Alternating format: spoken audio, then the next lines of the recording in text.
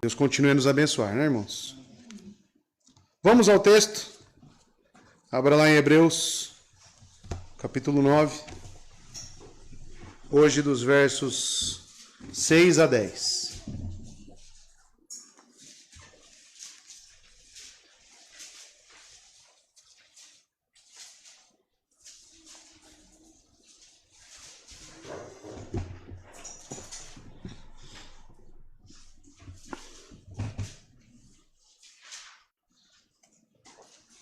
Hebreus 9, versos 6 a 10. Primeira leitura, King James 1611, diz o seguinte: Quando estavam estas coisas assim ordenadas, os sacerdotes entravam sempre no primeiro tabernáculo, realizando o serviço de Deus.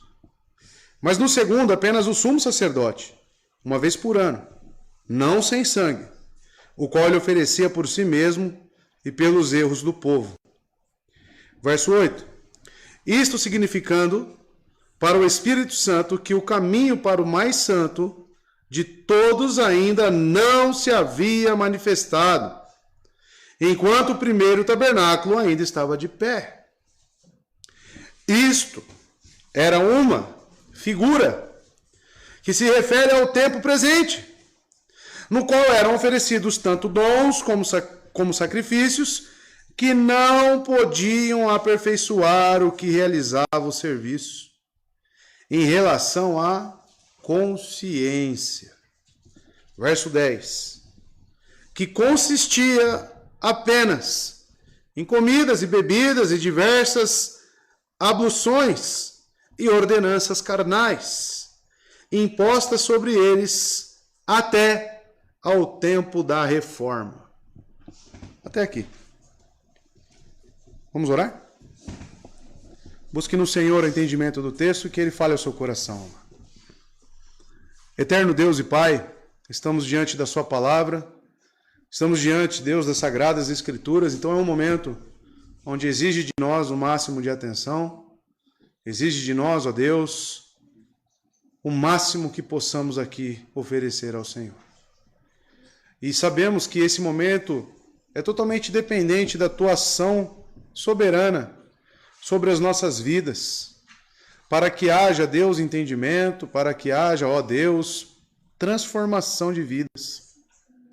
Que o Senhor possa entregar a genuína fé para aqueles que ouvem a Tua palavra. Que o Senhor possa fortalecer a Sua igreja santificando-a.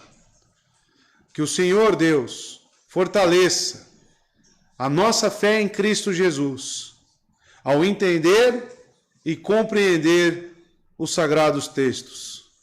Que o Teu Espírito, Deus, seja abundante aqui no nosso meio. É o que eu te peço, Pai, para a minha vida e para os meus irmãos, pois sou fraco e necessitado da Tua graça. Sem Ti não consigo, Deus, expor o texto, nem muito menos, Pai de amor, terei entendimento dele. Que o Senhor nos conduza por completo, Pai. É o que eu te peço no nome santo de Jesus. Amém, Deus. Amados, estamos aqui em mais um texto do livro de Hebreus. E eu preciso sempre aqui trazer a estrutura textual inicialmente, como nós estamos fazendo em Gênesis, só não fazemos em João, porque ele já deixa muito bem claro, né? Se você quer saber a estrutura de João, para que ele escreveu aquele livro, abra no capítulo 20, verso 31. Está lá, no Evangelho de João. O objetivo que ele tem em escrever aquela carta. Mas em Hebreus, precisamos de certos conceitos aqui, extra às Escrituras. Conceitos esses retirados do próprio texto que ele fala, porém, está ali nas entrelinhas, não está tão claro quanto João. Mas existe uma estrutura hermenêutica aqui, como falamos, né, que são divididos em 3 pontos. Então, a primeira coisa que o autor de Hebreus tem em mente, e é a minha intenção principal aqui, é trazer para os irmãos qual é a diferença da antiga aliança para a nova aliança. Spurgeon vai dizer que se você conseguir discernir e separar, distinguir a antiga aliança da nova, você é tido como um mestre em teologia. Então veja, tamanha a importância que temos de conhecer esta carta aos Hebreus. Digamos que isso aqui, amados, no enredo bíblico, na teologia bíblica, é o livro principal para se conectar todas as cartas, todos os livros da Bíblia. Hebreus faz isso, porque ele vai citar desde o livro de Gênesis, Salmos, ele vai citar profetas, então ele vai colocar o Antigo Testamento à luz do Novo. E o que chamamos isso? É de apresentar Cristo substancialmente como um representante de um pacto. E o pacto onde Cristo é o representante é o que chamamos de pacto da graça. O pacto da graça é a execução do pacto da redenção. Pacto este da redenção que foi feito na eternidade, entre as três pessoas da Trindade, Deus Pai, Deus Filho e Deus Espírito Santo. Então, na eternidade, Deus planejou salvar os seus eleitos, criar essa terra, criar os seres viventes com um plano redentivo. Isso envolve a queda, isso envolve tudo o que se aconteceu no tempo. E ele chega para Cristo e fala, você é quem vai executar esse plano. E Cristo veio e executou. E depois viria o Espírito Santo, que seria aquele que complementaria a obra, habitando nos eleitos de Deus, relembrando tudo aquilo que precisamos e nos ensinando. Então o pacto da graça é a execução do pacto da redenção. E tem um outro pacto, a qual chamamos de pacto das obras, aonde os homens estão representados por Adão. Pacto esse que foi quebrado desde o Jardim do Éden. E todo ser humano nasce em pecado devido à quebra deste pacto. Não é a geração ordinária, não é a concepção em si que traz o pecado para o indivíduo, e sim a representatividade dele, que é Adão. Então, não. Multiplicar e ser fecundos é uma bênção de Deus, como estamos vendo em Gênesis. Então, por que se tornamos pecadores? Porque estamos debaixo de um pacto ao qual foi quebrado por um homem. E este homem nos representa. É o pacto de obras. Então veja que os três pactos eles se conversam. O pacto de obras é justamente para mostrar a nossa insuficiência e a necessidade que nós temos de alguém para nos representar melhor do que o próprio Adão. E é o que as Escrituras dizem do segundo Adão. Então este é o primeiro objetivo e o principal que nós pegamos aqui desta carta aos Hebreus.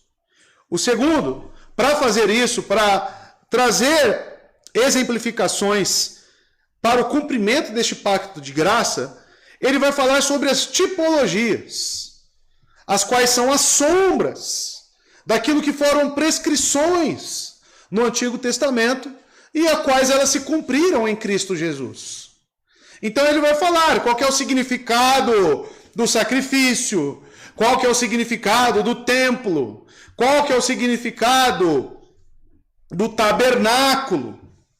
Então ele vai trazer essas linguagens prescritas no Antigo Testamento, mas falando sobre para o que e para onde apontavam essas coisas. Que nós sabemos que era para aquele que executaria o plano de Deus, Jesus Cristo. Então você precisa ter em mente, e algo que ele deixa muito bem claro, e hoje ele vai ratificar mais uma vez, é que este pacto da graça, ele não veio antes na antiga aliança. No Antigo Testamento não se existia pacto da graça. Você precisa ter isso muito claro na sua mente. Quando que viria este pacto da graça? Quando Cristo habitasse entre nós e cumprisse toda a obra do Pai. Morrendo, ressuscitando e ascendendo e enviando o seu Espírito. Essa é a obra de Cristo. Então, amados, compreender isso é compreender a nossa teologia bíblica, a batista. Nós somos aliancistas. E, porém, não somente nós, mas também os presbiterianos são aliancistas. E a grande diferença para cada um de nós, batistas, reformados, para os presbiterianos é justamente o entendimento desses pactos. Não em si cada um deles, a compreensão de cada um deles isoladamente é a mesma. Mas quando que eles estavam em vigor, aí é diferente. Nós cremos que o pacto da graça apenas no Novo Testamento, apenas na Nova Aliança. Eles creem que ela já estava instituída na Antiga Aliança. Coisa que o autor de Hebreus está dizendo reiteradas vezes que não é. E hoje mais uma vez. E o terceiro ponto, então o primeiro, apresentar Cristo como substancial e representante do pacto da graça. Segundo, esclarecer as tipologias e sombras.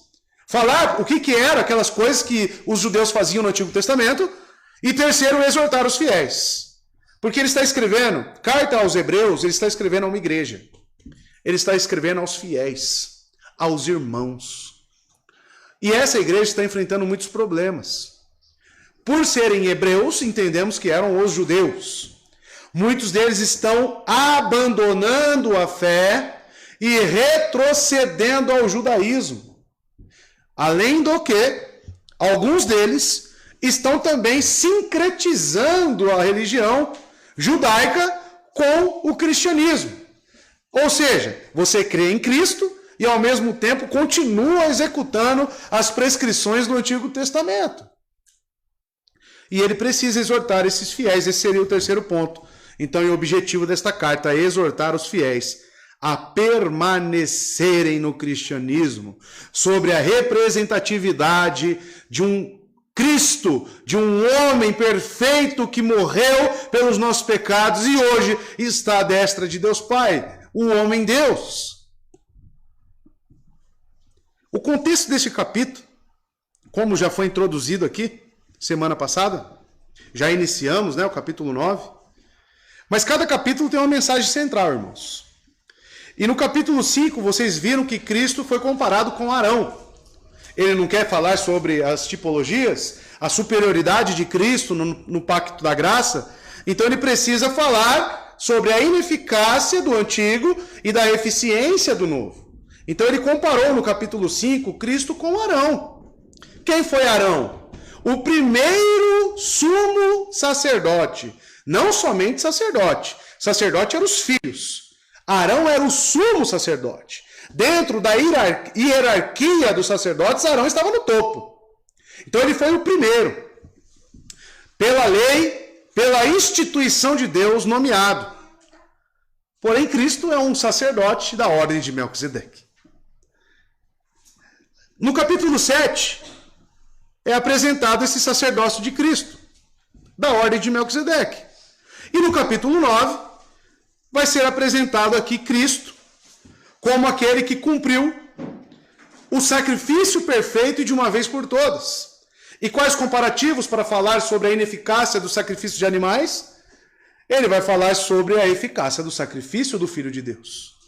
Então, é preciso ele falar sobre como ocorria essas prefigurações. Semana passada nós começamos aqui a falar do tabernáculo, correto? Aonde ficava a arca de Deus. Deixa aquele desenho preparado, por favor, tá?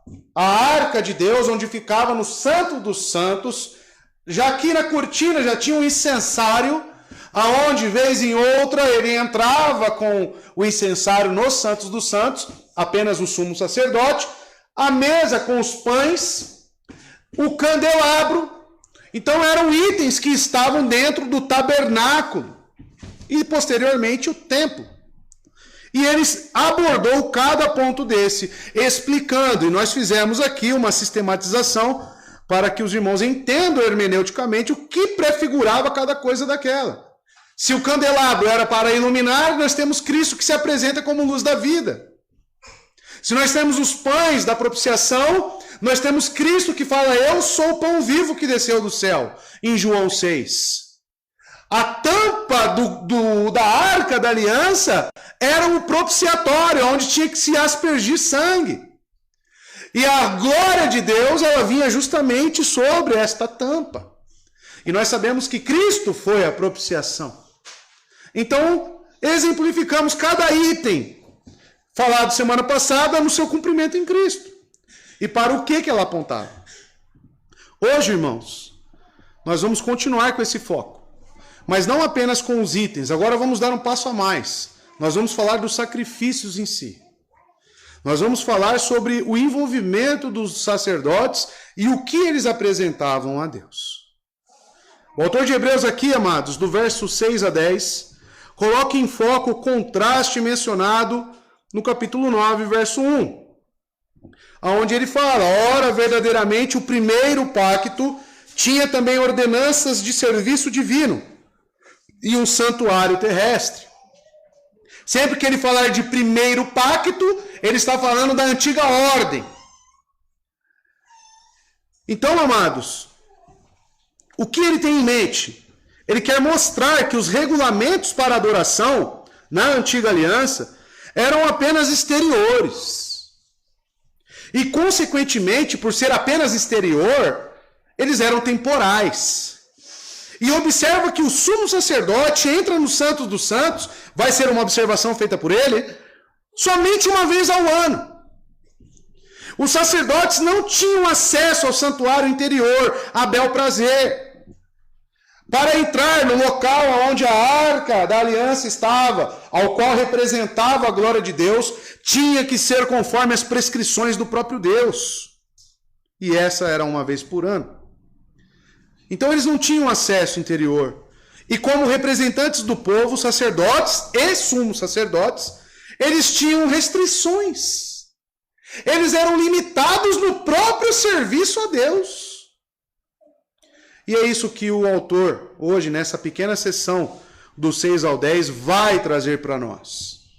Justamente este trabalho do sumo sacerdote, do sacerdote também, e as suas restrições. Também o envolvimento com os próprios sacrifícios. Então falaremos do dia da expiação? Sim. Falaremos do dia da expiação e o que representava. Antes de entrar no texto, o irmão precisa entender que os sacrifícios eles eram apresentados de uma certa forma uma vez por ano, com envolvimento com a arca, porém tinha os sacrifícios diários, os cereais. E onde eram feitos esses sacrifícios diários? Eu mostrei a imagem para os irmãos, tinha lá uma fogueira lá no pátio. Todo mundo chegava, já tinha lá, tinha a bacia para lavar as mãos, o sacerdócio tinha um local onde se oferecia esse sacrifício. Entenda como uma grande churrasqueira, tá? Uma grande churrasqueira. Era ali que eles ofereciam. E vamos ver isso com mais detalhes hoje. Vamos entrar no texto. Verso 6 agora, tá? Utilizando a King James atualizada, e você acompanha na sua Bíblia. Fique atento aí para as diferenças de traduções, porque foi uma sessão aqui que eu encontrei muitas diversidades, tá? Na colocação das palavras, mas o sentido não vai se perder se você estiver atento quanto ao original que eu vou citar aqui. Diz o seguinte, a palavra de Deus. Ora, logo após tudo isso estar assim preparado, os sacerdotes entravam regularmente na parte inicial do tabernáculo, a fim de realizar os atos sagrados de culto. Que área é essa? A primeira. Tá? Não o Santo dos Santos, apenas aquela primeira área que ele está se referindo. Primeira nuance do texto, ora, tem uma conjunção, né? Ora. E algumas versões não vai ter essa conjunção. Eles não vão colocar a conjunção aí. Então, amados, a partir da descrição do tabernáculo, dos móveis do santuário, ele acrescenta aqui uma conjunção aditiva. Talvez a sua versão não tenha mas, né, ou ora. E por que ele faz isso? Para começar a explicar, porque ele já fez a introdução desses itens, correto? Agora ele precisa começar a explicar os deveres dos sacerdotes e o envolvimento que eles tinham com tais itens. Afinal, ele colocou um candelabro lá para iluminar. Mas precisava de alguém para ir lá e colocar lá a vela, que seja? Precisava. Ou seja, tinha então um envolvimento do homem para com esses itens. E ele precisa explicar cada coisa.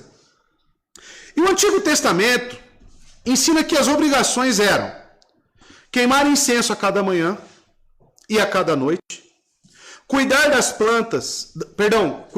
lâmpadas do candelabro e substituir os 12 pães da propiciação da mesa a cada sábado, que representava cada uma das tribos. Então existiam prefigurações, ou seja, existiam serviços dos sacerdotes constantemente. O Novo Testamento apresenta os sacerdotes como pessoas escolhidas por sorte para entrar no templo e queimar incenso. Você pode ver isso em Lucas, capítulo 1, verso 9. Que a tradição judaica ela foi alterando um pouco sobre quem iria realmente exercer aquele serviço. Por exemplo, no Novo Testamento, os sumos sacerdotes, eles vinham da linha dos saduceus. Por quê? Porque os saduceus, eles eram pessoas que se relacionavam com o poder político da época. Eram aqueles que faziam a ponte entre os judeus e os romanos. Por exemplo, Herodes, ele se comunicava com quem? Com Caifás. Caifás era o grande sumo sacerdote. Ou seja, era um cargo em tese político. Que não é o caso aqui em tela ao qual o autor está se referindo. Tá? Então, você precisa começar a ter uma diferenciação contra os costumes judaicos e como é que eles foram se desenrolando na época. Mas as prefigurações e as tarefas dos sacerdotes, elas foram prescritas na palavra. Veja, por exemplo, o Êxodo 30, versos 7 e 8. Tarefas dos sacerdotes. Arão queimará incenso aromático sobre o altar todas as manhãs, quando vier cuidar das lâmpadas. Lâmpadas da onde? Do candelabro. Tá? Êxodo 27 e 21. Na tenda do encontro, do lado de fora do véu, que se encontra diante das tábuas da aliança, Arão e seus filhos manterão acesas as lâmpadas diante do Senhor. Do entardecer até de manhã. Esse será um decreto perpétuo entre os israelitas, geração após geração. E assim também os pães. Levítico 24, verso 8. Esses pães serão colocados regularmente perante o Senhor, cada sábado, em nome dos israelitas, como aliança perpétua. Então, aqui está o envolvimento dos sacerdotes com cada item que foi falado semana passada, correto? Faltou algum? Não, está todos aí. Por que listar objetos e tarefas? É uma pergunta que você tem que fazer ao texto. Você deve olhar para o texto e falar, por que o autor está aqui listando objetos e tarefas? O autor poderia ter continuado essa lista de objetos. Ele poderia ter continuado falando mais sobre prescrições. Afinal, no verso 5, vamos lembrar o que ele disse? Parece que ele deixa de lado muitas informações. No verso 5 ele diz, e sobre a arca, os querubins da glória, ele está aqui descrevendo os itens, né? Que cobriam o propiciatório. Aí ele põe uma vírgula e coloca, sobre tais coisas não podemos falar agora particularmente. Então, amados, te parece aqui que ele deixa de lado algumas informações e ele foca apenas nos itens dentro do tabernáculo. Então, amados, sabendo disso, o autor pretende mostrar a ineficácia de tal administração. Infelizmente, você tem que olhar para todos esses itens do Antigo Testamento, o envolvimento dos sacerdotes, com um certo tom pejorativo. O que eu quero dizer com isso? Pejorativo no que tange a sua ineficácia, no que tange a sua fraqueza, a qual ele já falou lá no capítulo 7, verso 18. Olha só o que ele havia dito. Porque há verdadeiramente uma anulação do mandamento anterior por conta de sua fraqueza e ineficácia. Tá? Então, esse é o principal objetivo dele aqui. É falar sobre a ineficácia desses ritos. Falar sobre o quão frágil era essas prescrições.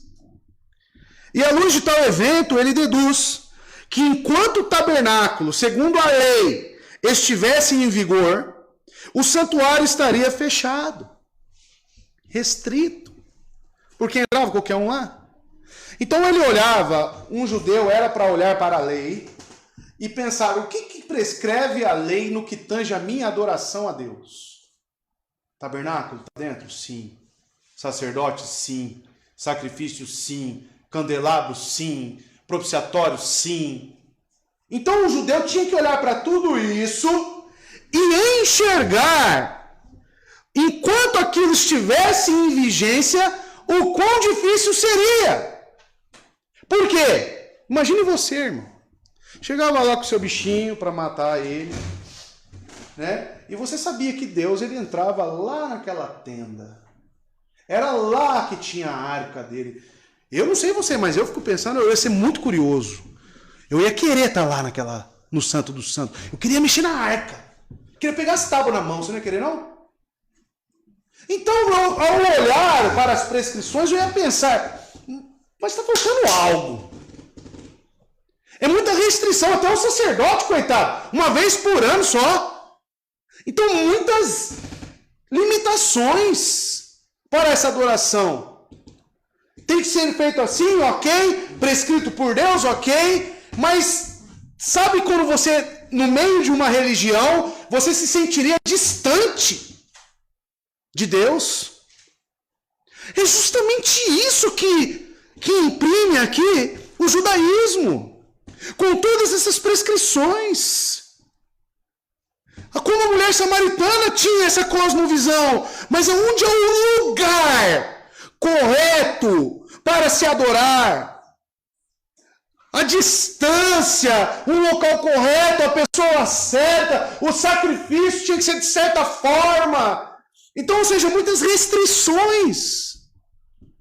E para alguém que está buscando a Deus de coração, você pensa comigo, será que ele se contentava com isso?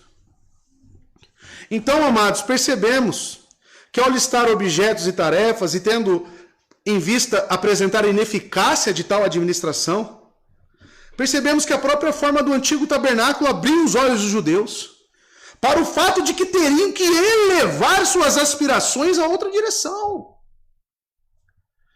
Aqueles que retêm as sombras da lei e desse modo obstruem sua própria via de acesso, voluntariamente revelam sua insensatez. O que eu estou querendo dizer? Não era para um judeu transformar aqueles meios em formas de salvação. Os meios eram limitados em si mesmos. Vocês viram aqui? Todos os dias tinha que ir lá acender lá o candelabro. Será que não era melhor uma luz que brilha eternamente? E todos os sábados tinha que trocar os pães para representar cada tribo. Será que não era necessário um pão que alimentasse uma multidão de uma vez? Então, ao olhar o envolvimento dos sacerdotes, não sei se os irmãos estão entendendo, mas ao ver que tinha que ir lá acender o candelabro, tinha que ir lá trocar os pães, tinha que ir lá matar tinha um desgaste muito grande para poder se adorar a Deus. E qual que era a intenção de Deus nisso? Falar e passar uma mensagem para os judeus de que aquilo era temporário, aquilo não era a forma correta, apesar de ser uma prescrição dele próprio. E ele lista, olha o que diz o texto na continuação. Os sacerdotes entravam regularmente na parte inicial do tabernáculo. E este não era o dia da expiação, e sim a rotina dos sacerdotes que ele está falando aqui. Para com o templo, um trabalho específico, um trabalho limitado, apenas a alguns homens. As restrições são muitas, se forem analisadas. E ao comparar com o sacerdócio de Cristo, são totalmente inferiores. Ele vai falar isso no verso 11 e 12. Do mesmo capítulo, vamos chegar lá semana que vem, mas já vou dar aqui a introdução. Olha como isso para você pegar a intenção do autor no contexto geral do capítulo. Ele coloca mas, uma conjunção mas, Cristo, ao vir como sumo sacerdote das coisas boas que haviam de vir, por meio de um tabernáculo maior e mais perfeito, não feito por mãos, isto é, não desta construção, nem pelo sangue de bodes e novilhos, mas por seu próprio sangue, entrou uma vez por todas no santo lugar, tendo obtido eterna redenção para nós. Vocês perceberam a comparação que ele está fazendo? Vocês perceberam que ele está comparando e está colocando Cristo no seu devido lugar, para homens judeus apegados a ritos, apegados a sombras? E ele continua. Os sacerdotes entravam regularmente na parte inicial do tabernáculo a fim de realizar os atos sagrados de culto. Ou esteja outra palavra aí, adoração, né, na sua Bíblia. Ou seja, irmãos, todas as prescrições citadas no Antigo Testamento eram atos de culto ou serviços de adoração a Deus. A palavra para culto aqui é latreia, que é adoração. E tendo isso em vista, podemos incluir que tais restrições tinham por propósito apontar para algo superior e infalível. Ao passo que também em cada prescrição enxergamos que ele deseja ser adorado da sua forma, seja sombra ou substância. Nossa adoração deve ser enquadrada em sua palavra. O que me deixa aqui atento ao texto é quanto ao caráter moral de Deus. Por quê, amado? Essas prescrições, essas formas de adoração, Deus deixou muito bem claro, conforme o que ele queria para ser adorado. Ele deixou claro isso para nós? Deixou, amados. E para o povo judeu também. Então você percebe que não teve mudança nesse caráter moral de adoração.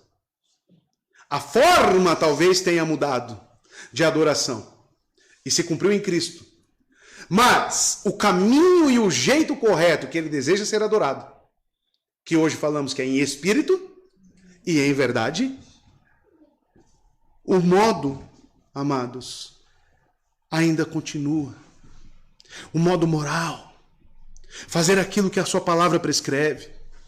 O conceito não se perdeu no tempo.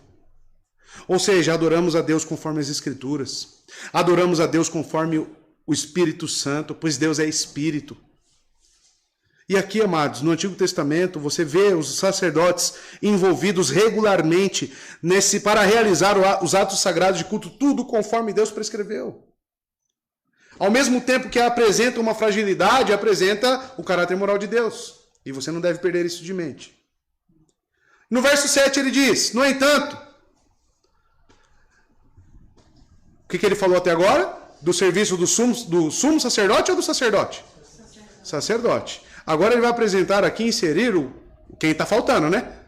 O sumo sacerdote. Olha o que ele diz. No entanto, então, porque precisa complementar algo. Somente o sumo sacerdote entrava no Santo dos Santos apenas uma vez por ano. E nunca sem apresentar o sangue do sacrifício, que ele oferecia por si mesmo e pelos pecados que o povo havia cometido por ignorância. Então perceba, amados. No entanto, somente o sumo sacerdote entrava no Santo dos Santos. Como eu expliquei, o sumo sacerdote é o grau de hierarquia entre eles, entre os sacerdotes, e quem era geralmente o mais antigo, né, o mais proeminente. E ele ficava à frente da organização do culto religioso. Ou seja, Deus sempre teve seus ministros. Deus sempre teve homens na frente das administrações do seu culto. Deus sempre colocou pessoas responsáveis para administrar o culto a Ele. Então, administrar a ceia, o batismo, não é qualquer um. São pessoas levantadas por Deus.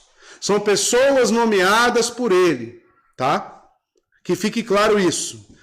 Quando ele fala, no entanto, ele quer marcar mais uma restrição. Ele quer inserir mais uma restrição. Qual? Como os sacerdotes não poderiam ir além do lugar santo, no Santo do Santo, eles não tinham acesso a Deus. Esse privilégio pertencia ao sumo sacerdote.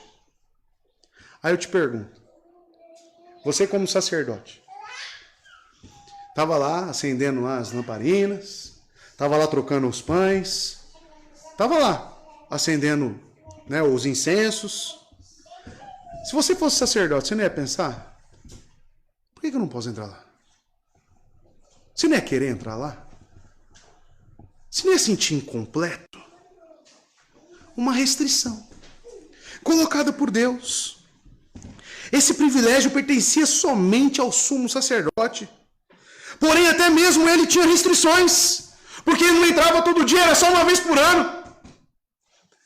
Primeiro, em todas as pessoas em Israel, somente ele era designado para entrar na presença de Deus.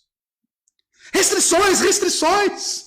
Vocês estão enxergando, amados, que ele está dando foco nisso? E eu quero que você se sinta como um judeu. Você não ia ver um Deus de longe? com tantas restrições, você nem sentir que está faltando algo. E ele diz apenas uma vez por ano. Em seguida, ele podia ir adiante de Deus somente uma vez por ano, isto é, no dia da expiação. Quando que era o dia da expiação? No 10º dia do 7º mês, mais ou menos final de setembro e começo de outubro. Vamos ver isso no texto bíblico. Nesse dia em particular, amados, o sumo sacerdote entrava no Santo dos Santos. Qual seria o sentimento daqueles que aspiram por uma intimidade maior com Deus? Será que se contentavam com essas restrições e distâncias? Certamente que não. E o dia da expiação, do que se trata? Levítico 23, põe aqui para mim. Vou ler do verso 26 ao 32. Mas era a data mais importante do calendário judeu, amados, no Antigo Testamento. Esse era o dia em que a expiação anual pelos pecados, o povo de Israel era feita. Tanto corporativa como individualmente. O cerimonial incluía até a purificação do próprio tabernáculo. Levítico 16, verso 16. Esse dia era marcado pelo perdão dos pecados e remissão. Aí eu quero que você pense. Um salvo, tinha salvos no Antigo Testamento? Tinha. Por ser salvo, então, o que a fé desperta em nós? Desperta senso de pecado? Desperta. Você já pensou? Como que era para um judeu salvo, com o Espírito Santo, sabendo dos seus pecados e aguardando um dia no ano, para ir lá oferecer o seu sacrifício? Imagina o peso que estava sobre ele. Imagina a expectativa somada a isso também, para que no dia da expiação ele pudesse ter os seus pecados perdoados. Imagina. Olha só o dia da expiação. Levítico 23. Até o 32. Disse o Senhor a Moisés, então é Deus falando, o 10º dia deste mês, deste 7º mês, é o dia da expiação. Faça uma reunião sagrada, humilhem-se e apresentem ao Senhor uma oferta preparada no fogo. Não realizem trabalho algum nesse dia, porque é dia da expiação. Dia da expiação. Aqui eu já quero trazer a atenção do irmão sobre o caráter moral do 4º mandamento. Assim como o dia da expiação era um grande e expectativo dia, onde eles aguardavam para a remissão dos pecados, os eleitos. Ele dá uma ordem para esse dia. Por ser, os judeus eles contam segunda, terça, quarta, quinta, sexta, sábado, domingo, correto? Então, o 7º, volta lá, o 10º dia do 7º mês, sempre iria cair no mesmo dia? O dia da expiação sempre cairia no mesmo dia? Não. Então o que ele fala? Não realizem trabalho algum nesse dia, porque é o dia da expiação. Será que é o dia específico? É o sábado que Deus tinha em mente? Ou o sentido do sábado? Porque é dia da expiação. Nós já temos isso cumprido em Cristo. O dia da expiação já ocorreu para nós. E ele ressuscitou no domingo. Aí eu quero que você responda, será que Deus deseja que o seu povo separe um dia na semana para pensar nessa remissão dos pecados? Para celebrar a morte do seu Redentor? Quando se faz propiciação por vocês perante o Senhor, o Deus de vocês. Quem não se humilhar nesse dia, será eliminado do seu povo. Eu destruirei do meio de seu povo todo aquele que realizar algum trabalho nesse dia. Vocês não realizarão trabalho algum. Este é um decreto perpétuo para as suas gerações, onde quer que morarem.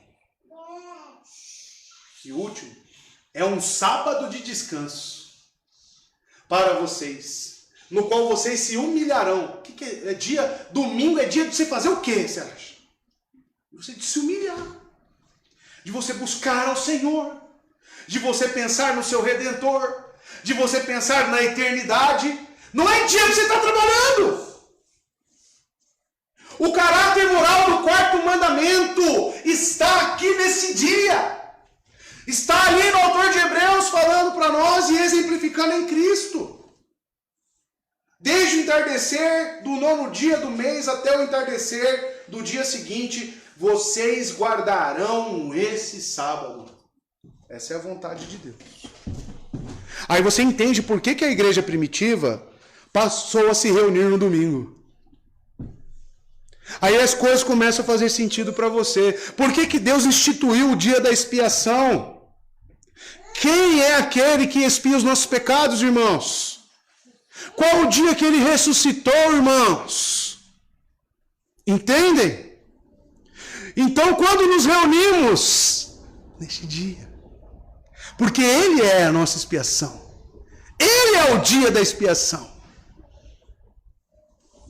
um dia sabático, mas isso aqui é um dia, concorda comigo, cristológico? Vocês enxergaram Cristo aqui ou não? Enxergaram Cristo nessas linhas, numa prescrição do Antigo Testamento? Sim. É um dia sabático, é uma prescrição, porém totalmente cristológica. A Bíblia diz que isso aconteceu depois que os filhos de Arão, esse dia foi instituído. Sabe quando, irmãos? Na ordem bíblica? Depois que os 2 filhos de Arão morreram a se apresentar diante de Deus. Eu não falei para vocês que era restrito lá só ao sumo sacerdote? Os filhos de Arão eram sumos sacerdotes? Sacerdotes. O que eles fizeram? Pegaram o incensário, começaram lá, botou fogo lá e entraram no Santo dos Santos. E morreram. Morreram fulminados. Até isso nos ensina. Porque após esse dia, a fulminar os 2 filhos de Arão, Deus instituiu o dia da expiação. Para quê? Para nos remeter, amados, a algo superior. Deus proibiu a entrada do Santo dos Santos. A exceção ocorria justamente no dia da expiação. A exceção para se entrar lá onde estava a arca era justamente o dia denominado dia da expiação. Ou seja, o dia que você pode entrar até mim é o dia que se oferece sangue a mim. Ou seja, nova aliança. O dia que é para vocês realmente terem contato comigo é o dia que eu enviar o meu próprio filho e ele morrer e o seu sangue vertido trazer perdão para os seus pecados. O dia da expiação era uma sombra. Amados, esse é o sentido do dia sabático. A exceção ocorria justamente no dia da expiação. Nesse dia, o sumo sacerdote tinha a autoridade de ir além do véu, no santuário, onde estava a arca da aliança, mas não sem uma oferta de sangue. E quem é aquele que adentrou? Leia aí no capítulo 6, verso 20, onde o precursor, quem é o precursor? Entrou por nós.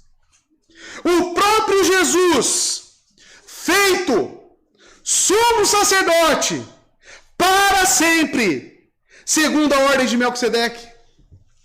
Aquele que adentrou, rasgou, penetrou. Leia o verso 19 também. Esperança essa que temos como âncora da alma, segura e firme, e que penetra até o interior do véu. O dia da expiação estava apontando para quem? Essa, amados, é a marca do verdadeiro cristianismo. Amor e obediência. E amor e obediência era exigido também daquele povo no passado. Porque aqueles que amavam a Deus, eles permaneciam cumprindo os ritos. Por mais que eles fossem incompletos. A verdadeira marca do cristianismo é o desejar em estar perto do seu Redentor. Se obedecemos, qual que é a fonte motivadora da nossa obediência? Legalismo? Vou fazer para ser salvo? Não. A marca do verdadeiro amor e obediência é porque obedecemos por constrangimento. Já viu isso? Eu vou te explicar. O que é um amor ou obediência por constrangimento? Os irmãos entendem utilizar amor e obediência como sinônimos? João 14, preguei aqui domingo passado.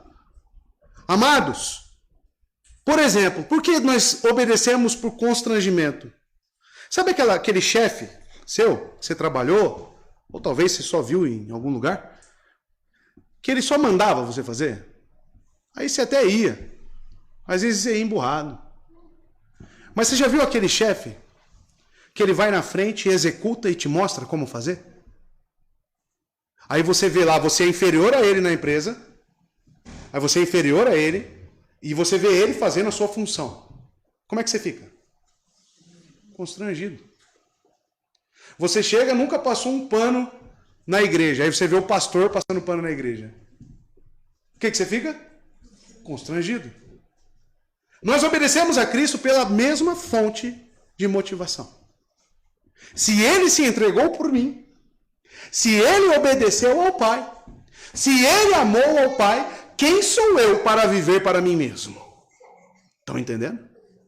Então é um reflexo daquilo que ele fez dentro de nós. Eu não obedeço para ficar bem com Deus. Eu obedeço porque isso é um reflexo do meu Salvador e Senhor. Entende? Então isso nos coloca numa disposição humilde, porque ele foi o mais humilde que se existe ou existiu. Posso dizer com toda certeza, os judeus que se apegaram à forma e não à substância, quando eu falo isso, se apegaram a esses ritos, eles não receberam a fé genuína. Por que eu afirmo isso? Porque um verdadeiro crente nunca iria se contentar com essas formas vazias e limitadas. O que exemplifica para nós qual é a verdadeira religião. O que eu estou querendo dizer, amados? O que Paulo diz em 2 Coríntios 5, do 14 ao 19, 5 versos. Pois o amor de Cristo nos constrange, porque estamos convencidos de que um morreu por todos, logo todos morreram. Ele morreu por todos para que aqueles que vivem já não vivam mais para si mesmos.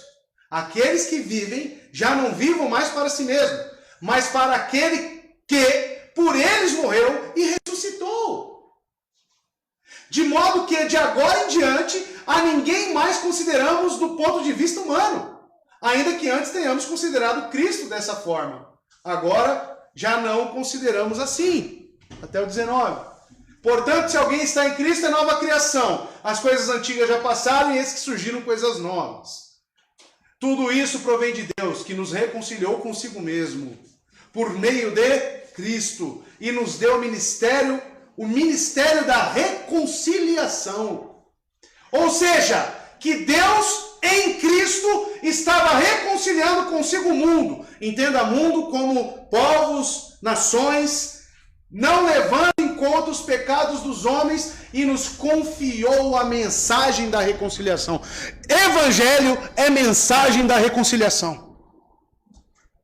Qual é a mensagem do Evangelho? É simples. Você precisa se reconciliar com Deus. Você está separado de Deus. Agora eu quero que você pense um pouco como judeu. Eles lá oferecendo aquele sacrifício, aqueles atos externos, e sentindo essa diferença, sentindo essa distância, porque constantemente precisava fazer aquilo. Como que você acha que eles se sentiam? Os verdadeiros, os crentes. Está faltando alguma coisa.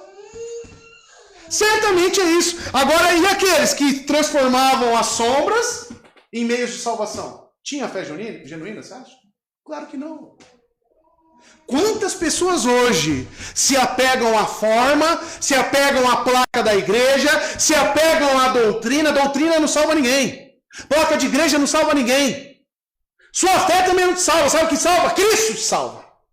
Ele é a mensagem da reconciliação. Ele, porque a fé por fé, a fé é morta. Até os demônios têm fé. Até os demônios creem. Mas Cristo é quem salva. Não sou eu que te salva. Não é tua mulher, não é teu marido, não é teu filho. É Cristo quem te salva. Você precisa se reconciliar com Deus em Cristo Jesus.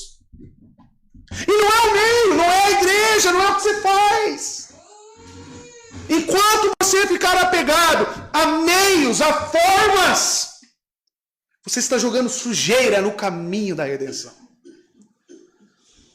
Obstáculos. Você precisa entender que essa é a intenção do autor em Hebreus. Falar para um povo que estava apegado à sombra. Você imagina a tristeza para esse homem. Ver os seus compatriotas, ver os seus irmãos enredados aos ritos do Antigo Testamento, mesmo depois da vinda de Cristo e a sua morte e ascensão. Você imagina a dor no coração para ele? Fala, sai daí, meu irmão. O que você está fazendo? Não, mas eu estou bem aqui, oferecendo novilhos e bodes. Eu estou bem, você está bem. Você conhece pessoas assim? Que pregam e vivem salvação por obras e acham que está bem. E acham que encontrou o caminho. Estão anulando Cristo. Estão anulando o pacto da graça. O representante. E elas acham que estão no céu. Como? Como? É impossível que isso aconteça.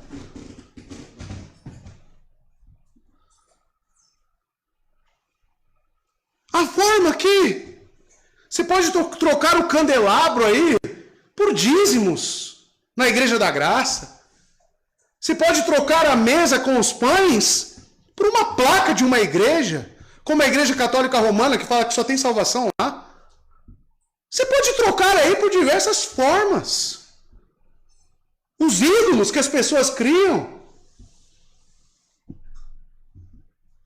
O único caminho, o dia da expiação, Deus instituiu aquilo para apontar para o seu Filho. E não para se tornar um meio em si mesmo. Entenderam isso, irmãos? E falando ainda do grande sumo sacerdote, ele fala, e nunca, ele entrava, primeiro ele fala, no entanto, somente o sumo sacerdote entrava no Santo dos Santos, apenas uma vez por ano, correto? O texto está falando. E nunca, sem apresentar o sangue do sacrifício. Uma terceira restrição, outra restrição. Então era o dia permitido para entrar lá, podia entrar, mas nunca sem sangue. Então, amados, ele nunca poderia entrar no sangue, sem o sangue sacrificial de um animal. O sangue de um boi ou novilho, tá? Entenda novilho por boi. E então, depois o sangue de um bode ou cabrito. O sumo sacerdote, portanto, entrava no santuário interior, no Santo dos Santos, 2 vezes no dia da expiação. Vocês vão entender aí, Levítico 16, explica isso. Versos 14 e 15. Isso aqui são instruções para o sumo sacerdote. Pegará um pouco do sangue do novilho e com o dedo o aspergirá sobre a parte da frente da tampa. Que tampa é essa? Da arca. Tá? Depois, com o dedo aspergirá o sangue 7 vezes diante da tampa. Bom? Então sacrificará o bode. Então, aquilo que ele falou é com sangue de quem? Novilho. Aqui é com bode. Então sacrificará o bode da oferta pelo pecado, em favor do povo, e trará o sangue para trás do véu. Então, segunda vez que ele entra lá, mas com sangue de novo. Fará com o sangue o que fez com o sangue do novilho, mesmo procedimento. Ele aspergirá sobre a tampa e na frente dela. Por que eles faziam isso? Porque o novilho, eu vou trazer o texto, era para o sacrifício do sumo sacerdote, porque era pecador, e dos seus filhos. Então o novilho, primeiramente, era para perdoar aqueles que estavam ali no ato de interceder pelos homens. O bode era em representação dos pecados do povo. Tá? Então primeiro ele ia lá, se purificava, e depois ele purificava o povo. Tenha isso em mente. Existem uns detalhes aqui, umas nuances no texto. Põe em Levítico 16, do verso 6 a 10. Olha que interessante. Arão sacrificará o novilho como oferta pelo seu próprio pecado, como eu disse, para fazer propiciação por si mesmo e por sua família. Tá? Depois pegará os dois bodes, e os apresentará ao Senhor, à entrada da tenda do encontro. E lançará sorte quanto os 2 bodes. Lançará sorte quanto aos 2 bodes. Um para o Senhor e o outro para Azazel. O que tem aqui nesse texto? Então, eu não quero que você se preocupe por enquanto com o que significa Azazel. Eu quero que você gramaticalmente entenda o que está dizendo aqui. Um bode representava o quê? Aqueles que seriam perdoados pelo Senhor. Correto? Correto, irmãos? E o outro seria para Azazel. Aí esse que diacho, né? Que é Azazel. Vamos seguir. Arão trará o bode cuja sorte caiu para o Senhor.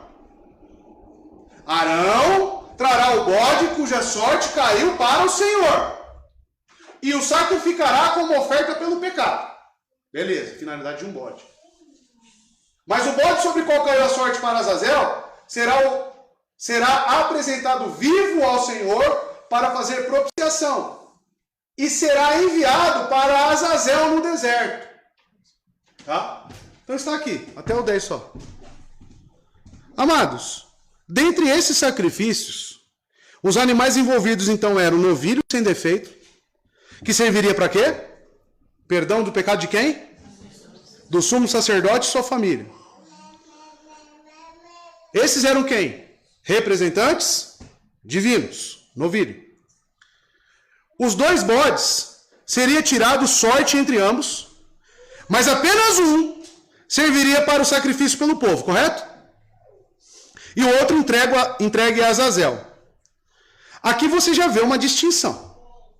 Aí quando você vai pesquisar o que significa esse Azazel, você vai num termo-chave para a compreensão do rito do dia da expiação. Onde um bode era oferecido como sacrifício para Deus, como falei, e outro levado ao deserto. Esse bode era solto. Soltavam ele no deserto para morrer. Ele morria, tá? No deserto. Azazel foi interpretada de diversas formas, mas eu peguei 2 principais. Primeiro, segundo a tradição talmúdica, o Talmud, tradição judaica, seria um nome local que significa duro e áspero, referindo-se a uma região montanhosa no deserto. E a segunda, a partir da literatura judaica intertestamentária, também se pode pensar que se trata do nome de um demônio, ou até mesmo estar se referindo a Satanás. Aí você para e pensa. Um bode para o povo de Deus e um que representa um lugar duro e áspero, ou até mesmo Satanás. O que nós lemos em Efésios 2, verso 1 assim? Vocês estavam mortos em suas transgressões e pecados,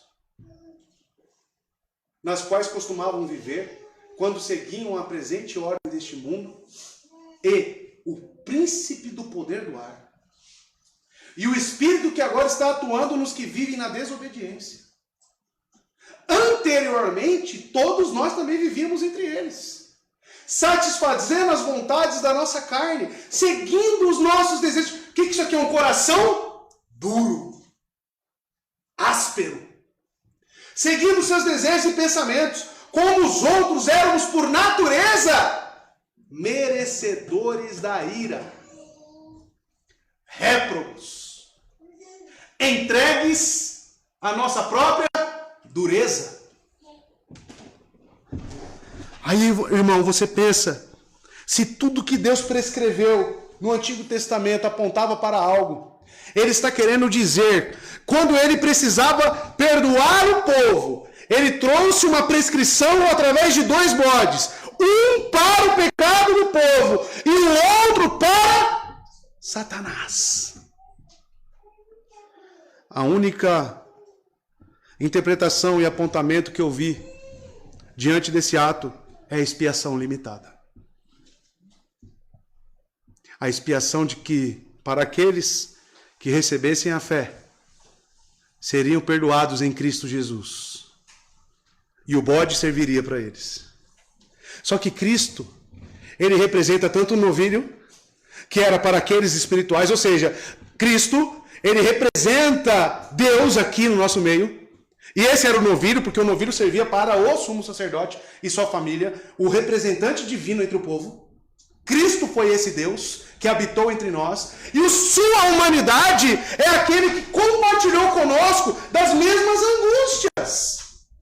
Cristo une em si mesmo os dois sacrifícios, tanto para novilhos, porque ele perdoa sacerdotes, ele é a exigência de Deus, e somente um Deus pode cumprir a exigência de outro Deus, e ao mesmo tempo, no mesmo sacrifício, ele é o perdão pelos nossos pecados, o povo de Deus. E o outro bode? Está faltando um bode aí. O bode são os réprobos. O bode são os entregues. A dureza de coração, que são regidos pelo príncipe Azazel. Expiação limitada. No Antigo Testamento. No Antigo Testamento. E quando eu estava preparando o sermão,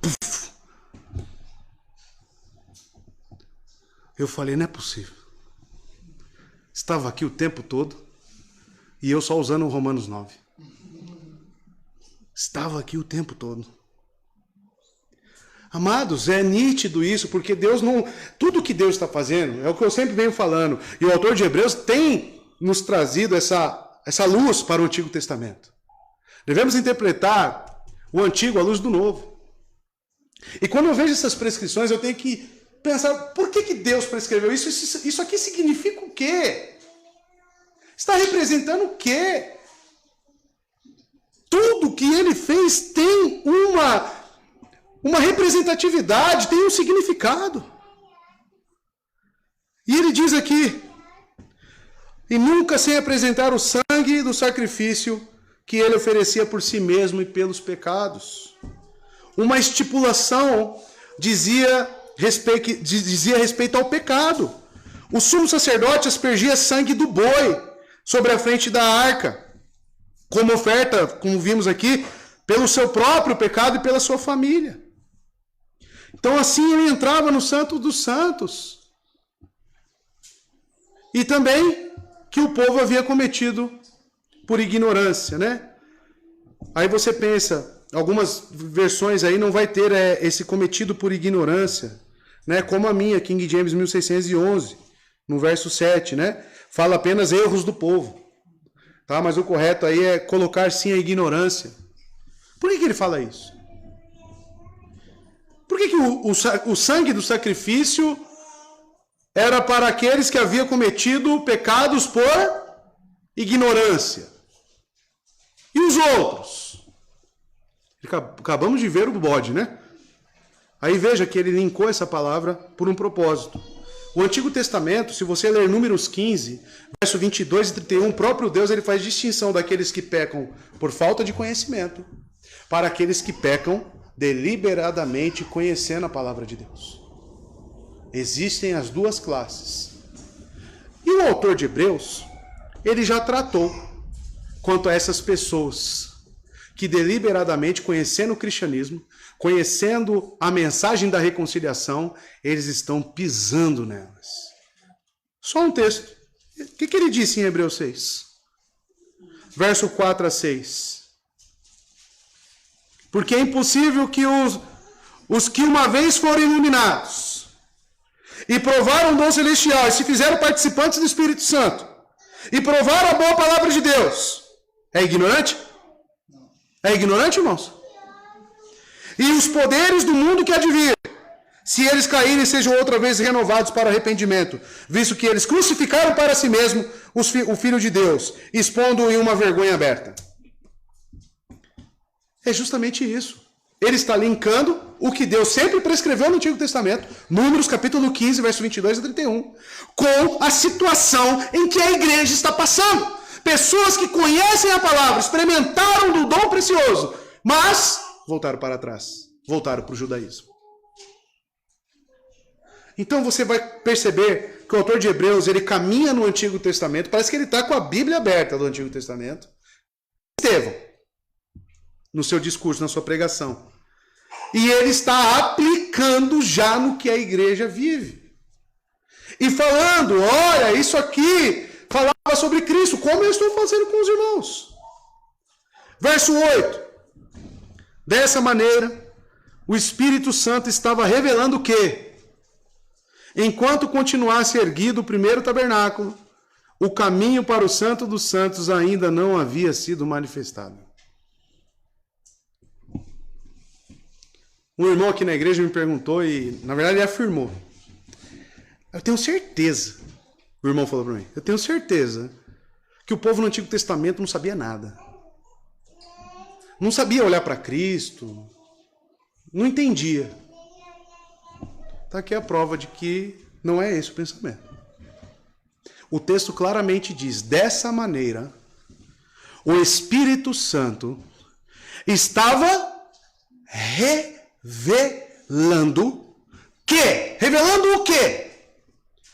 Que enquanto continuasse erguido o primeiro tabernáculo, ou seja, as antigas prescrições, o caminho para o Santo dos Santos ainda não havia sido manifestado. Aí o meu irmão Pedro Batista chega para mim e fala: o pacto da graça já estava instituído na antiga aliança. Exatamente. Não é o que está escrito aqui. E olha só que agora está utilizando a autoridade do Espírito Santo, dizendo que o Espírito Santo estava revelando para quem? Quem tem o Espírito Santo? Os eleitos de Deus. Estava revelando que enquanto continuasse erguido o primeiro tabernáculo, o caminho para os santos dos santos ainda não havia sido manifestado. Então, como que um eleito de Deus vivia naquela época? Pense você como um eleito de Deus, pegando sacrifício, levando lá o seu bode, né? Levando lá o novilho, se fosse um sacerdote ou um sumo sacerdote. Qual que era o sentimento?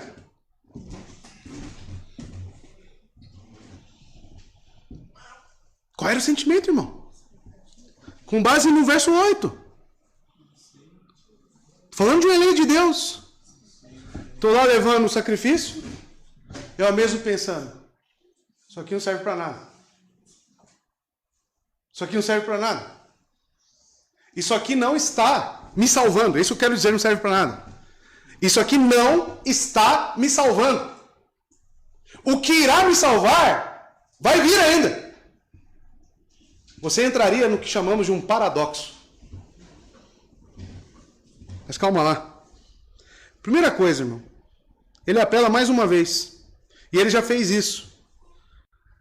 Para o Espírito Santo. Veja, Hebreus 3,7, ele falou sobre o Espírito. Ele disse: portanto, como diz o Espírito Santo, aí ele cita o Salmo 95. Agora, mais uma vez, ele fala sobre o Espírito Santo. No capítulo 10, verso 15, ele também vai falar sobre o Espírito Santo.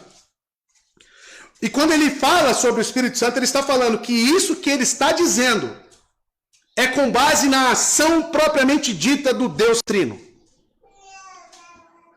E ele diz que o Deus Trino, o Espírito Santo, estava revelando que a palavra empregada aqui no grego é deilo, que significa fazer manifesto, dar-se a entender. Então o Espírito Santo dava a entender aos antigos, lá no Antigo Testamento, e perceba, um verbo aplicado aqui no pretérito imperfeito, indicando uma contínua ação. Ele não fala, o Espírito Santo revelou. O Espírito Santo revela.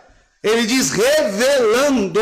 Ou seja, passa uma ideia, o emprego do verbo passa a ideia de uma ação contínua. Ou seja, um período que pega toda a antiga aliança. O que o Espírito estava falando? O que ele estava ensinando? O Espírito Santo indicava que o caminho para o Santo dos Santos, lá onde estava a arca, a glória de Deus, ainda não estava aberto. Até a vinda de Jesus. Porque o Espírito Santo ele não vai falar, o caminho não está pronto. Ele tem que falar o que vai abrir isso. Certamente ele indicava, apontava, todos os eleitos do Antigo Testamento, apontava para Cristo. O Espírito Santo revelava que aquilo era uma prefiguração. Ou seja, quem se apegou aos ritos como forma de salvação tinha o Espírito Santo? Aplica o contrário. Se ele está falando que o Espírito Santo estava revelando, e eu sei que só tem o Espírito Santo quem é filho de Deus, e aqueles que transformaram o rito, a cerimônia, em um meio de se salvar-se? Tinha o Espírito Santo? Ou que não aguardavam Cristo? Tinha o Espírito Santo? Vamos mais fundo? E as pessoas que falam que pelas obras podem ser salvas? Tem o Espírito Santo? Amados, às vezes as pessoas falam, nossa, mas eu conheço uma pessoa tão legal. Analisando as Escrituras, irmãos, é impossível uma pessoa que pensa que pelas obras pode ser salva, que ela seja salva. É impossível. A Escritura não nos permite afirmar isso. Ah, mas John Wesley! A Escritura não me permite afirmar isso. Desculpe. Não permite. Ah, mas se foi inconscientemente que ele criaria isso. Aí as suas conjecturas eu deixo para você. Aí você pense o que for. Enquanto estava revelando, então o Espírito Santo estava ensinando o quê? Que enquanto continuasse erguido o primeiro tabernáculo, ou seja, o caminho que levava à presença de Deus ainda não estava aberto durante o Antigo Testamento, e isso significa que o povo não podia entrar no tabernáculo, ou seja, indica o quê? Que não existia reconciliação com Deus naquela época. A salvação veio quando? Através de quem? De Cristo. E quem foi salvo no Antigo Testamento foi salvo como? Aqueles que creram em Cristo Jesus, nas promessas sobre a vinda dele. Por isso que ele vai dizer lá no capítulo 8, que Abraão viu de longe e regozijou-se. Por que será, né? Era o dia da expiação dele. Assim como ele esperava lá um dia por ano, ele olhou para frente e falou, aquele é o verdadeiro dia da expiação. E quando ele veio, diz o texto, o próprio Cristo, que Abraão se regozijou-se. Como é que eu vou falar que os antigos não criam em Cristo? Não tinha entendimento sobre o sacrifício. Aí você começa a entender quais são as características de um verdadeiro salvo. Ele crê verdadeiramente em Cristo Jesus. Pessoa e obra. Pessoa e obra. Amados, está claro no texto? O que você acha? O caminho para os santos dos santos ainda não havia se manifestado. Aí ele encerra da melhor forma, né? Não havia. Presbiterianos, não havia. Tá? Não havia. Que fique claro. Pega aí a versão que você quiser. Ou seja, enquanto as sombras não dessem espaço à substância, ninguém poderia ser reconciliado com Deus.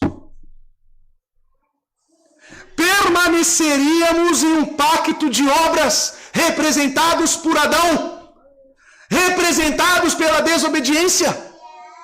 Mas a obra do Espírito, como diz o texto, revelava claramente isso aos eleitos, que todas aquelas prescrições que eles estavam envolvidas eram para ser obedecidas? Sim, ninguém está falando para virar um monte de rebelde.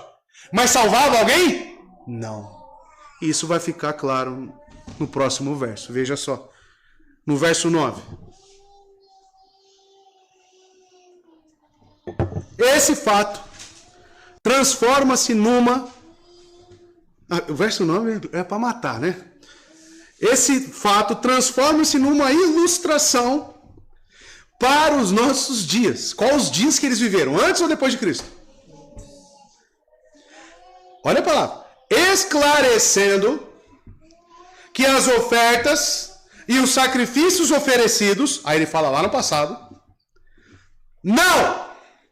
não podiam dar ao adorador uma consciência perfeitamente limpa. Circuncisão dava consciência limpa, então?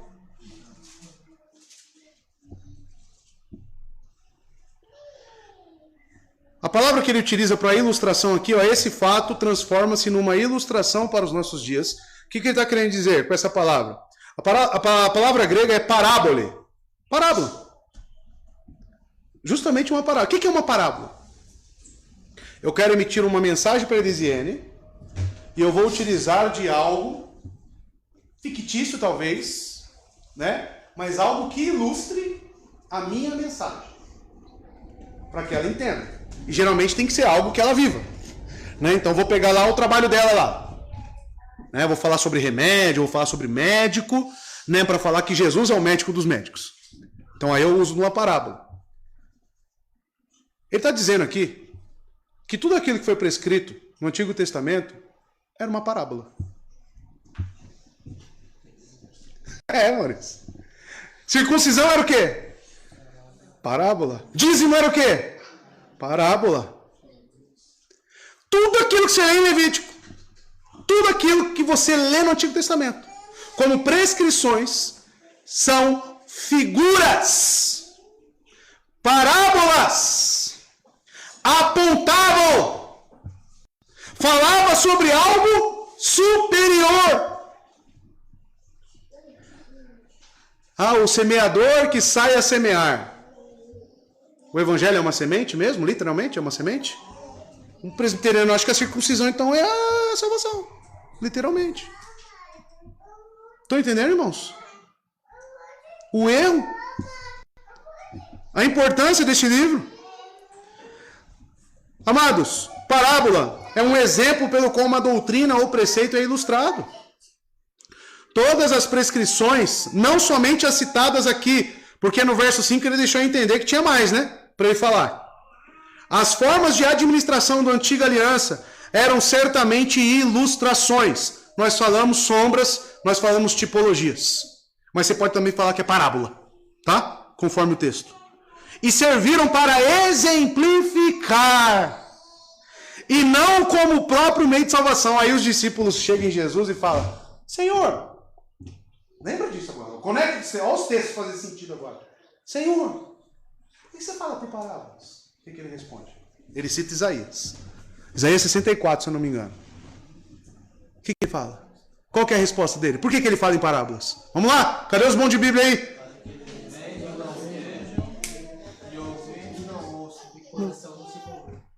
Porque quem realmente entendia as palavras? Quem tinha o Espírito Santo. E quem que ele falou no verso 8 que revelava as parábolas? Então não era para entender mesmo. Somente os eleitos. Aí quer falar para mim que não existe eleição.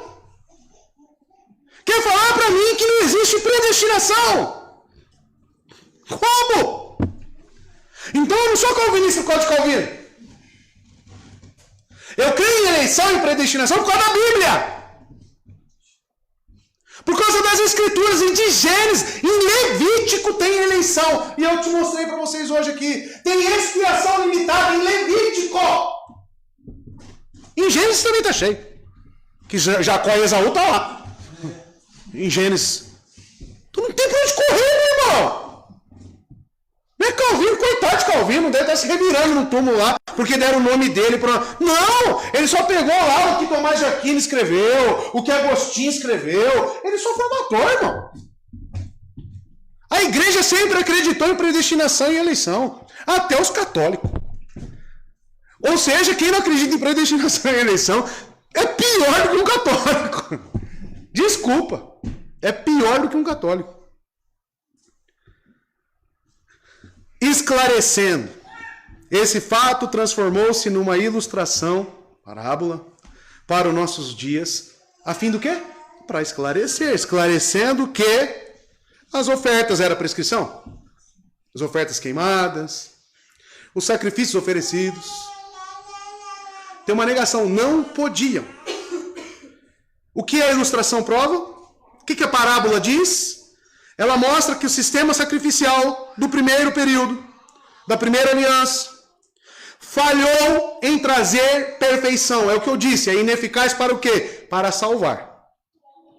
Porque as dádivas e sacrifícios que estavam sendo oferecidos não eram capazes de purificar a consciência do adorador. Ou seja, em certo sentido, não tinham paz para com Deus. Através daquilo. Então como que eles viviam em paz para com Deus, pastor? Crendo nas promessas de Cristo. Crendo de que um dia ele viria, como Abraão se regozijou. A alegria de Abraão era por quê? Porque ali, olhando para Cristo, Ele viu os seus pecados e a sua consciência. E Romanos, se você fizer uma leitura cuidadosa, lá diz que Deus foi paciente para com os antigos, suportou, segurou a sua ira. Até quando? Até quando viesse o seu filho.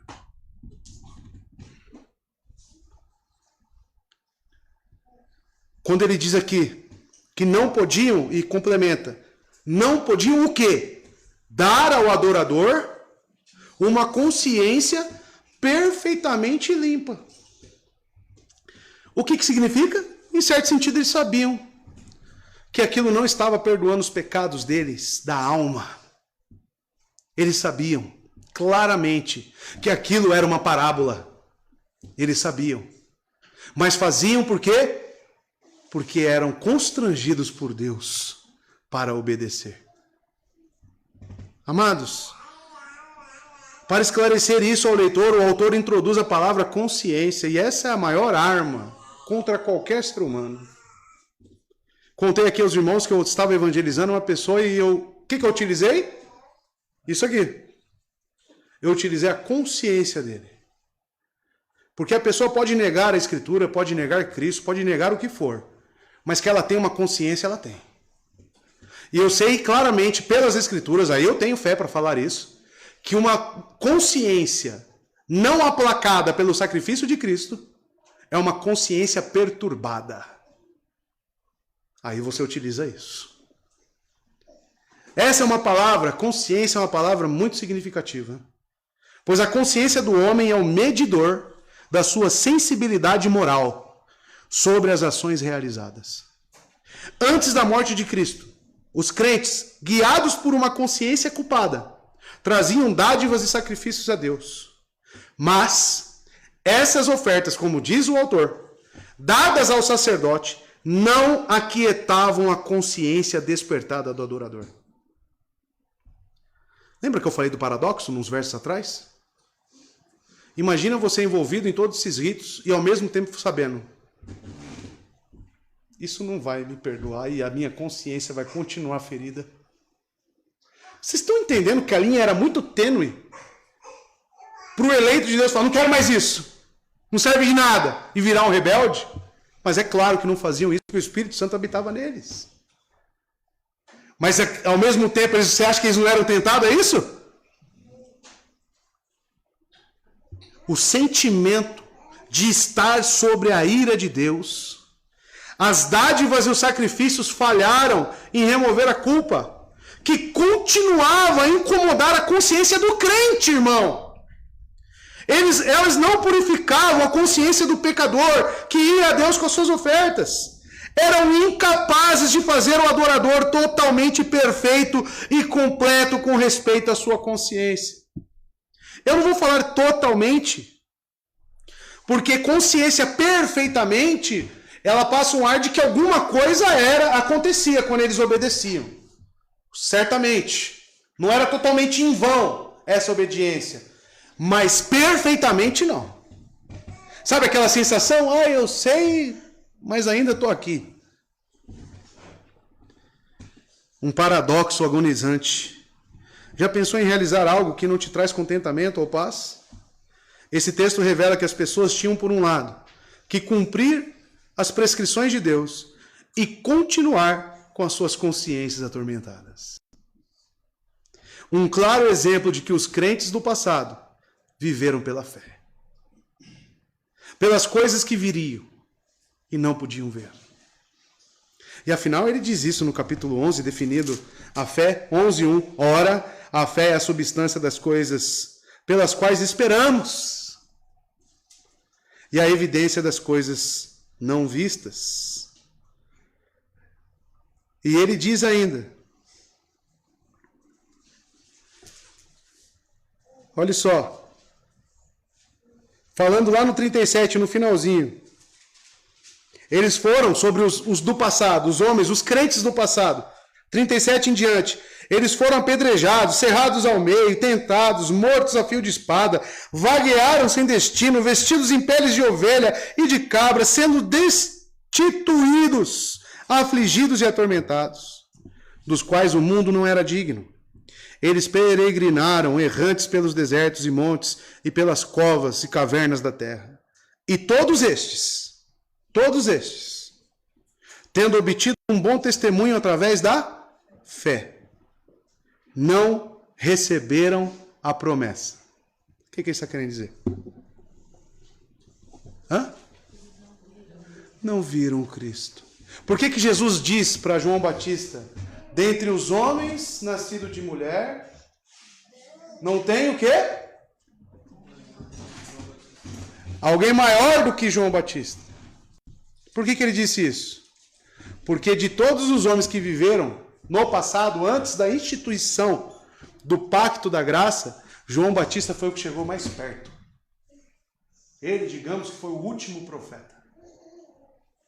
Porém, aí ele complementa: todos aqueles que já são nascidos nisso, é maior do que João Batista. Entendeu? É isso, irmãos. Mas pense como era agonizante para esses judeus crentes estarem envolvidos em parábolas, mas sabendo que aquilo estava apontando para Cristo. O que era superior para ele? Cristo. E não aquilo. Por isso que quando ele veio, foi alegria. Verso 10 e último. Continuando, ele está falando sobre as parábolas, tá? Sobre os rituais, sobre tudo. Eram tão somente... Aí a sua Bíblia tinha que ter essa palavra, que ela é muito importante. Tão somente. Não sei se a sua versão tem. Né? Ou isso e nada mais. Tem alguma que está assim? Isso e nada mais? Tão somente tem? Também não? Tá vendo? A sua não tem, que eu já vi. Eram apenas, né? Eram apenas. Mas veja, eram tão somente ordenanças que tratavam de comida e bebida e várias cerimônias de purificação com água e salvação? Tem salvação aí? Então era o quê? Aquele resumo. Tratavam tão somente, apenas isto, de comida, bebida e várias cerimônias de purificação. Várias cerimônias, está a circuncisão?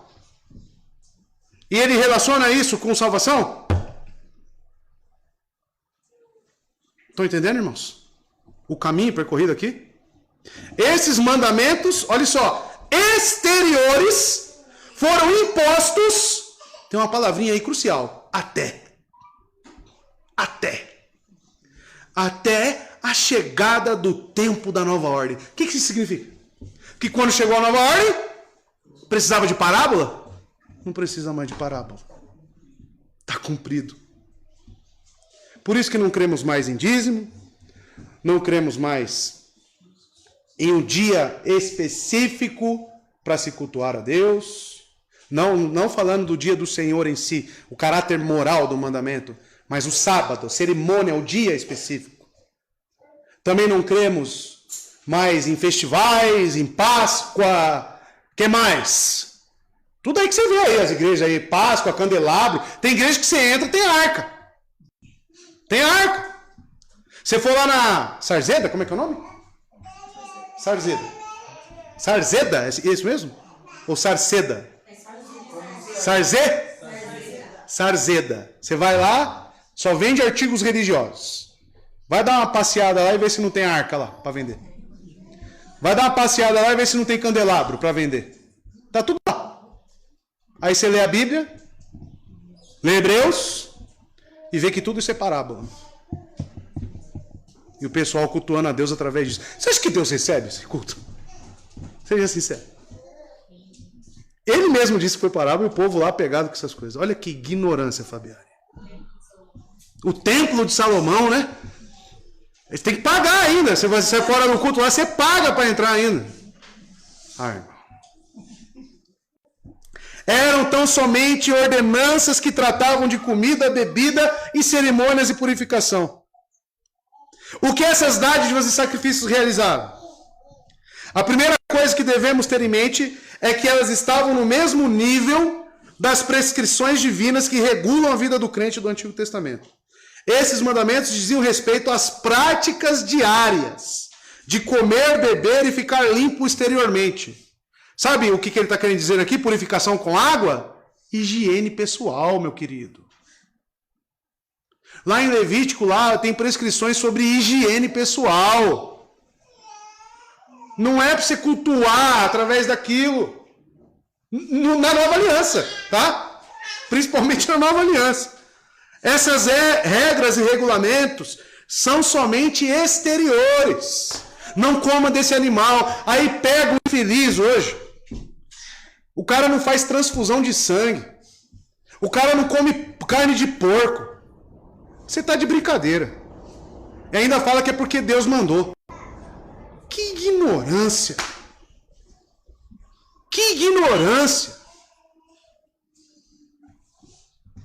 O escritor enfatiza a palavra apenas.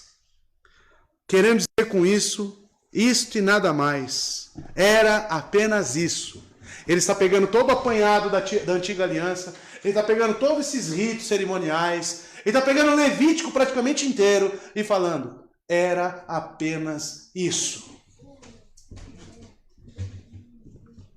O que essas regras exteriores realizaram? Eram úteis, então? Para que serviram? Não podia deixar de fazer? Calma, não vai por aí. Elas não eram inúteis. Deus a deu ao seu povo para seu próprio benefício. Então, se Deus te manda tomar banho lá no Antigo Testamento, é para o próprio benefício do povo. Tá? É para o próprio benefício. E bem-estar.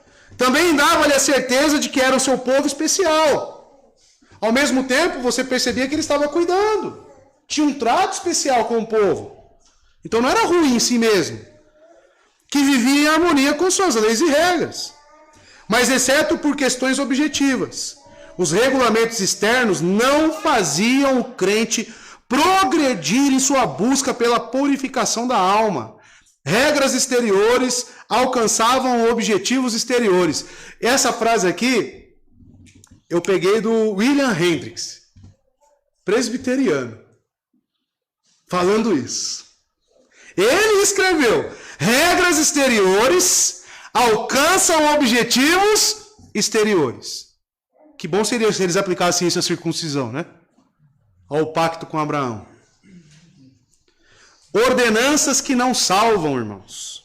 Um israelita temente a Deus poderia se abster da comida imunda, purificar-se da contaminação, oferecer dádivas, sacrifícios aceitáveis a Deus, podia fazer tudo. Todavia, ele permaneceria dentro da estrutura da antiga aliança. Quantas pessoas hoje em dia parecem que vivem na estrutura da antiga aliança? Que você conhece. Sabe o que você precisa fazer? Apresentar o pacto da graça. O novo representante. O sumo sacerdote. Esses mandamentos exteriores foram impostos até a chegada do novo tempo.